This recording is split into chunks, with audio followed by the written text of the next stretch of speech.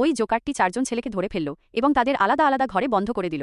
যে সবার আগে বাইরে বের হবে তাকে 10 লক্ষ টাকা পুরস্কার দেওয়া হবে। প্রথম ছেলেটির ঘর তৈরি হয়েছিল ইট দিয়ে, যা দেখতে বেশ মজবুত লাগছিল। দ্বিতীয় ছেলেটির ঘর তৈরি হয়েছিল 10টি স্তরের মাছ ধরার জাল দিয়ে, সেটাও খুব মজবুত ছিল।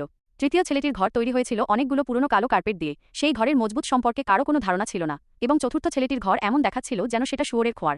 4জনই হতবাক ছিল, আর জোকারটি খুব খুশি। প্রথম রাউন্ড প্রথম ছেলেটি হাতিয়ার হিসেবে পেল একটি মাছি মারার র্যাকেট। সে সেটা কার্পেটের উপর জোরে আছাড় মারল, আর ধুলো উড়ে গেল। সে ভাবল এটাকে ভেঙে ধারালো করে নেবে, কিন্তু এটা এত মজবুত ছিল যে ভাঙলই না। বাধ্য হয়ে তাকে পরের হাতিয়ারের জন্য অপেক্ষা করতে হলো। দ্বিতীয় ছেলেটি পেল একটি চামচ। সে অবাক হলো, এটা দিয়ে সে আর কি বা করতে পারবে। এবার তৃতীয় ছেলেটির পালা। সে পেল পশম বোনার 2টি সূঁচ। সে জালটির উপর চেষ্টা করল, কিন্তু সূঁচ 2টি তাৎক্ষণিক ভেঙে গেল। তার কাছেও অপেক্ষা করা ছাড়া কোনো উপায় ছিল না। এবার চতুর্থ ছেলেটির পালা। সে হাতিয়ার হিসেবে পেল একটি দেশলাই বাক্স। সে বলল এটা কি তাকে বেরোনোর পথ দেখাবে, নাকি জ্বালানোর পথ। তারপর রাগের বশে সে দেশলাইটি বাইরে ছুঁড়ে ফেলে দিল। দ্বিতীয় রাউন্ড প্রথম ছেলেটি এবার হাতিয়ার হিসেবে পেল একটি হাতুড়ি।